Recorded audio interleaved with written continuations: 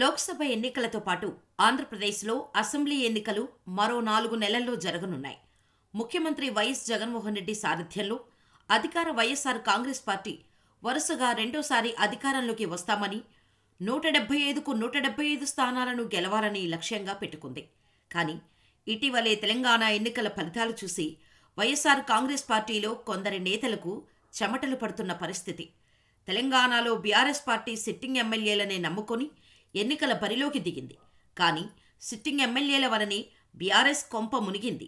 BRS sitting ఎమ్మెల్యేలపై ప్రజలలో ఉన్న అసంతృప్తి కాంగ్రెస్ పార్టీకి విజయం చేకూర్చింది. ఇది చూసి ఏపీలో జగన్ పార్టీ ఒక్కసారిగా షాక్ అయింది. ప్రజలు ముఖ్యమంత్రిని మాత్రమే చూసి ఓటేస్తారని అనుకోవటం మూర్ఖత్వమని తెలంగాణ ఎన్నికల ఫలితాలతో అర్థమవుతోంది.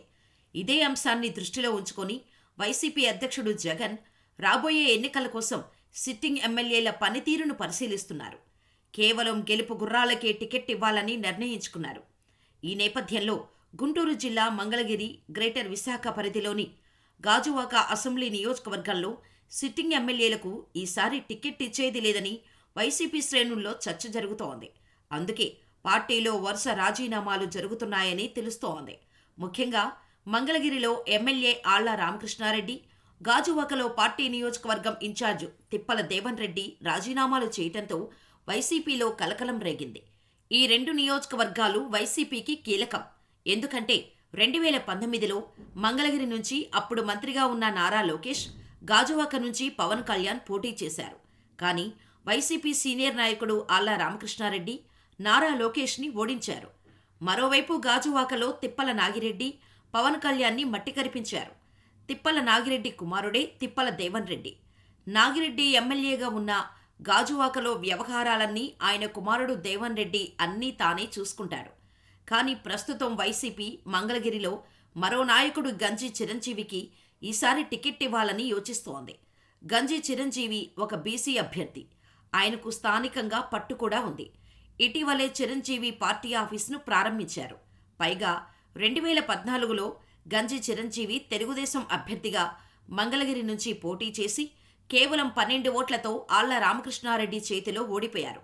కానీ ఆ తర్వాత గంజి చిరంజీవి వైసీపీ తీర్థం పుచ్చుకున్నారు. అప్పటి నుంచి క్రమంగా జగన్మోహన్ రెడ్డికి సన్నిహితుడయ్యారు. రాబోయే ఎన్నికల్లో ఈసారి కూడా టీడీపీ తరపున నారా లోకేష్ మంగళగిరి నుంచి పోటీ చేయబోతున్నట్టు తెలిసింది. అందుకే ఈసారి వైసీపీ తరపున మంగళగిరి అసెంబ్లీ ఎన్నికల బరిలో గంజి చిరంజీవికి టికెట్ ఖాయమని సమాచారం. మరోవైపు గ్రేటర్ విశాఖ పరిధిలోని గాజువాక నియోజకవర్గంలో జనసేన అధ్యక్షుడిని భారీ మెజారిటీతో ఓడించిన పెద్ద నాయకుడు తిప్పల నాగిరెడ్డి. ఇప్పుడు ఆయన కుమారుడు తిప్పల దేవన్ రెడ్డి వైసీపీకి రాజీనామా చేశారు. ఈసారి తిప్పల నాగిరెడ్డికి టికెట్ ఇవ్వకుండా మరో యాదవ సామాజిక వర్గానికి వైసీపీ టికెట్ కేటాయించబోతున్నట్టు తెలుస్తోంది. ఈ కారణంగానే తిప్పల దేవన్ రెడ్డి వైసీపీకి రాజీనామా చేశారు. ఆళ్ల రామకృష్ణారెడ్డి, తిప్పల దేవన్ రెడ్డి వైసీపీని తమ భుజాలపై మోసినవారు. వీరిద్దరూ రాజీనామా చేయటంతో పాటు వారి అనుచరులంతా వైసీపీ కార్యకర్తలుగా రాజీనామా చేశారు. ఇది వైసీపీకి ఎన్నికల ముందు శుభ పరిణామం కాదు. మరోవైపు వైసీపీ అసంతృప్తుల జాబితాలో మాజీ మంత్రి బాలినేని శ్రీనివాసరెడ్డి ముందంజలో ఉన్నారు. వైసీపీకి రాజీనామాలు చేసిన వారిలో ఆనం రామనారాయణ రెడ్డి, కోటంరెడ్డి శ్రీధర్ రెడ్డి, మేకపాటి చంద్రశేఖర్ రెడ్డి, ఉండవల్లి శ్రీదేవి వంటి 4 ఎమ్మెల్యేలు ఉండగా ఇప్పుడు ఆళ్ల రామకృష్ణారెడ్డి కూడా చేరిపోయారు. అయితే ఆళ్ల రామకృష్ణారెడ్డి తప్ప మిగతా 4 తమ ఎమ్మెల్యే పదవులకు రాజీనామా చేయలేదు. ఏపీలో ఆళ్ల రామకృష్ణారెడ్డి అసంతృప్తిలాగే తెలంగాణలో ఖమ్మం జిల్లా నాయకులు తుమ్మల నాగేశ్వరరావు, పొంగిరెడ్డి శ్రీనివాసరెడ్డి బీఆర్ఎస్ పార్టీని వీడి కాంగ్రెస్ పంతన చేరారు. వీరిద్దరూ ఖమ్మంలో విజయం సాధించి కేసీఆర్ అహంకార ధోరణికి చరమగీతం పాడారు. ఇప్పుడు వైసీపీ ఏ ప్రాతిపదికన ఎన్నికలకు వెళుతుందో చూడాలి. వైసీపీ అగ్రనాయకులు తెలంగాణలో బీఆర్ఎస్ తప్పులను రిపీట్ చేస్తారా, లేక కొత్తవారికి అవకాశమిచ్చి ఎన్నికలకు వెళతారా అనేది తేలాల్సి ఉంది. తెలంగాణ ఫలితాల తర్వాత జగన్ ఎన్నికల వ్యూహం మారుస్తున్నారు. సిట్టింగులను నమ్ముకుంటే కేసీఆర్లా నట్టేట మునగటం ఖాయమనుకున్నారో ఏమో నియోజకవర్గాల ఇన్ఛార్జీలను మార్చే పనిలో పడ్డారు. ఈ ఎత్తుగడలో భాగంగానే ఒక్కసారే 11 నియోజకవర్గాల ఇన్ఛార్జీలను మార్చారు జగన్. ఇది మంగళగిరితోనే మొదలుపెట్టారు. ఎమ్మెల్యే ఆర్కే రాజీనామా చేయటంతో గంజి చిరంజీవిని ఆ నియోజకవర్గ ఇన్ఛార్జిగా నియమించారు. ఇదే విధానాన్ని అటు గాజువాకలోనూ అమలు చేశారు. తనకు టికెట్టు దక్కే అవకాశం లేదని పసిగట్టిన గాజువాక ఇన్ఛార్జ్ దేవన్ రెడ్డి పార్టీకి రాజీనామా చేయటంతో వరికోటి రామచంద్రరావును ఇన్ఛార్జుగా నియమించింది.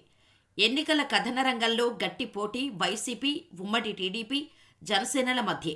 దీంతో జనసేనాని గతంలో పోటీ చేసిన గాజువాక నియోజకవర్గం, లోకేష్ బరిలో నిలిచిన మంగళగిరినే టార్గెట్ చేశారు జగన్. 2 నియోజకవర్గాల్లోనూ వైసీపీదే హవా నడిచినప్పటికీ ఈ 2 డివిజన్లలోనూ కొత్త ఇన్ఛార్జీలను మార్చడంతో ఈ వ్యవహారం హాట్ టాపిక్గా మారింది. ఎన్నికలు సమీపిస్తుండటంతో ఎమ్మెల్యేల పనితీరుపై ఫోకస్ పెట్టారు వైసీపీ అధినేత జగన్. ఈ మేరకు గత 6 నెలలుగా 6 సార్లు సర్వేలు నిర్వహించారు.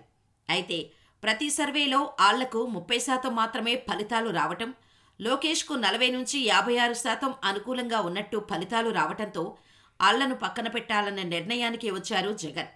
ఈ విషయాన్ని ముందుగానే పసిగట్టిన ఆర్కే రాజీనామా చేసి తప్పుకున్నారు.